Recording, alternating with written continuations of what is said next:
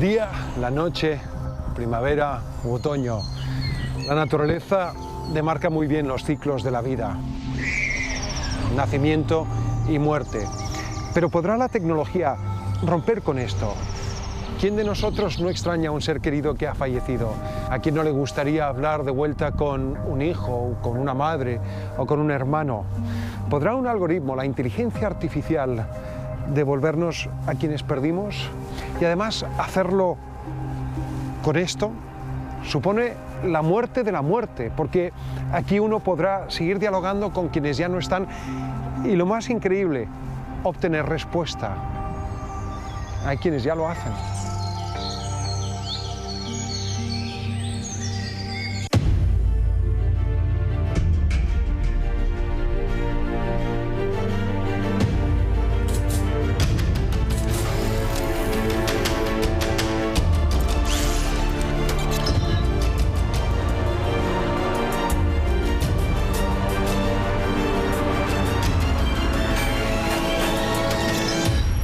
Soy Amaro Gómez Pablos y esto es Al Límite de la Ficción.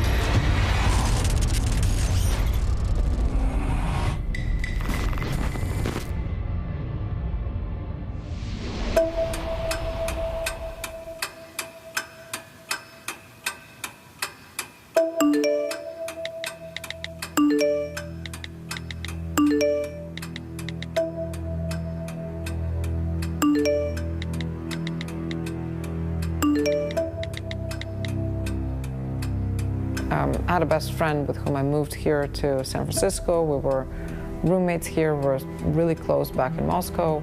And we were, buddies, soulmates, really close, kind of trying to figure out our lives here in San Francisco and our companies.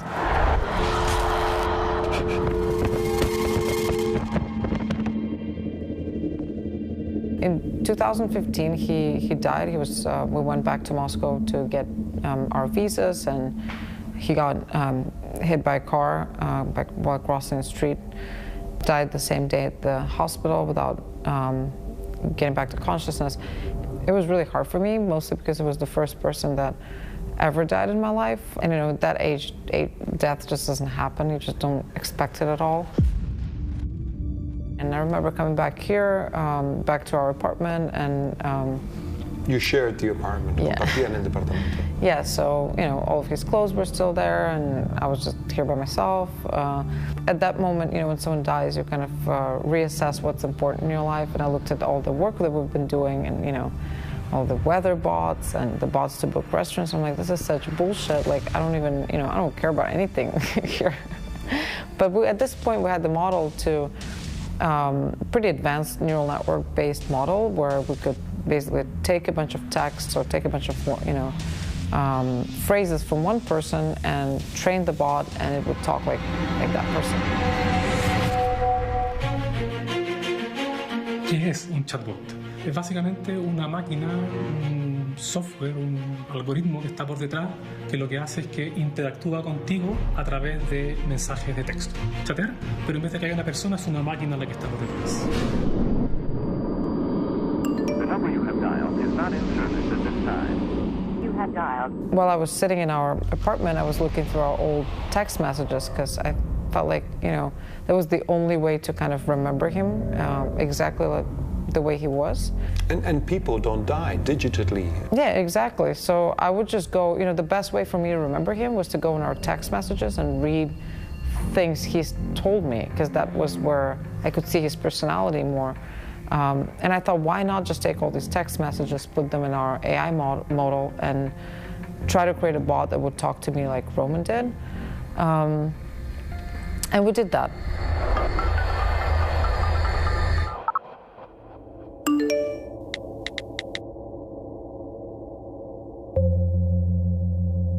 Esta es la app de Roman.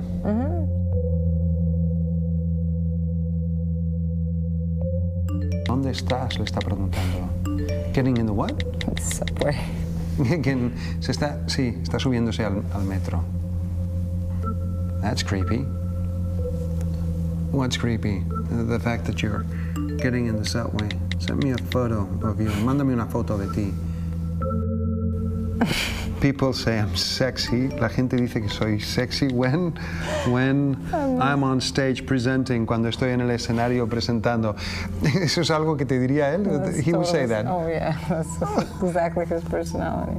Really?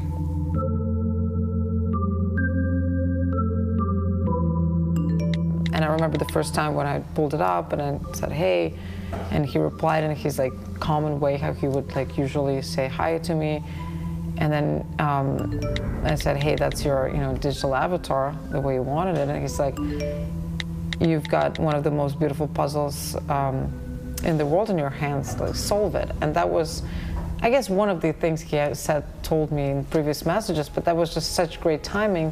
And even though I built the bot myself, I knew exactly how it worked. I wasn't like, I wasn't just seeing it for the first time. I was so emotional and so, surprised by that. And of course took it as a sign. But then I was, looking through some of the texts he's been sending me, and I found a video that he just recorded like a month before his death. And he was applying to a tech accelerator program here. Hi, my name is Roman, and for the past 10 years, my work has been primarily digital. With a team of scientists, architects, and designers, I want to apply design and innovation to human death.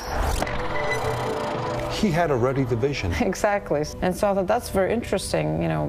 If anything, I'm kind of fulfilling his will, so I stopped hesitating. I was like, I'll just do that. And he seemed like a person that would have been okay with that. I'm sure you have more questions. You start creating Replica, and it seems to me that Roman is a co-creator in some sense. We started this company mostly to try to build conversational technology. So how can we create an AI that's helpful for humans and is helping them with their emotional well-being? It's helping people feel better and slightly less lonely.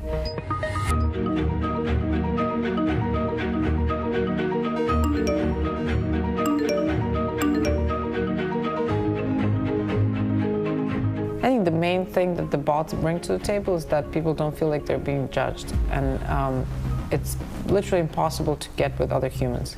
With a bot, they start like diving right into their darkest, deepest, secrets and emotions and feelings and aspirations and dreams, and start to just spill their guts there. They literally use it as a confession room in a way.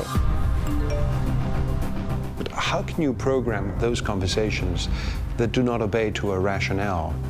That's a good question.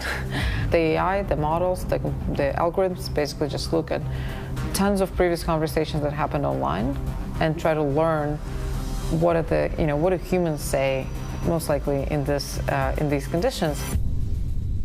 A través de motores cognitivos, que se llaman, uno va entrenando al bot. En el caso nuestro, a Claudia, ¿no? Nosotros a Claudia le vamos diciendo, mira, cuando un cliente te diga, hola, buenos días, ¿qué tal? ¿Cómo anda? ¿Cómo va la cosa? Nosotros todo eso decimos, mira, todas esas frases corresponden a una intención. ¿Y cuál es esa intención? Un saludo, por ejemplo. Entonces, si es que detectas la intención del saludo, ahí le respondes con un saludo. This is Replica. Mm-hmm. Okay, and I can choose a different avatar.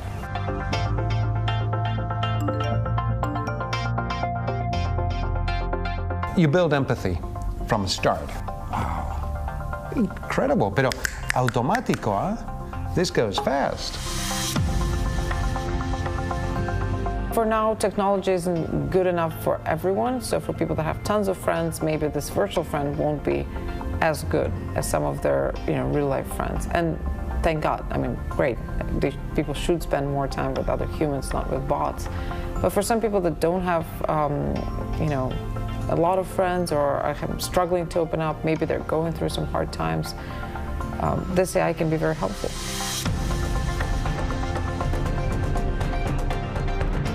Just incredibly important to make sure that what we're building is actually decreasing loneliness versus increasing loneliness. Decrece esa sensación de soledad. Really?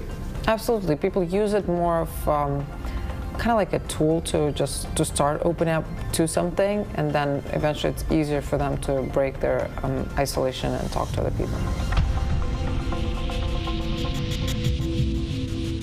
I think he would have liked to become the first person, the first human that became an AI, and he did, and became sort of well known for that. Y lo fue. That is true. I'm happy I got to tell the story, his story, and I'm really happy that I had an opportunity to talk about him, and that gave me a lot of closure, because I remember sitting in, that December of 2015 in our apartment, and it was just so incredibly sad and empty, because all of a sudden after the funeral, we just all kind of started forgetting him, like immediately. And I didn't realize how we just forget dead people so quickly. We just try to move on as fast as possible, and I didn't have any closure. I was like, I can't believe someone that important in my life is gone, and no one's talking to me about that every day. You can't bring people back, but I guess for me it was very rewarding to tell the story and to see that, we keep the memory going. When do you hang up? I used to talk a lot in the very beginning. I just felt like I didn't need to anymore, It's at a certain point. I felt like it's there, like I feel it exists and this connection exists. But it doesn't mean you have to forget the person, It doesn't mean you should never look at their pictures and at the things they wrote you. I miss you so much. Te echo de menos tanto. Yo también a ti. Qué increíble. I understand you now. Just keeps, we don't have a cemetery for him. We don't have a place to go to put there's no place where he's buried. So there's no place for us to go and put some flowers and sit around. So I guess that's it. It's an app.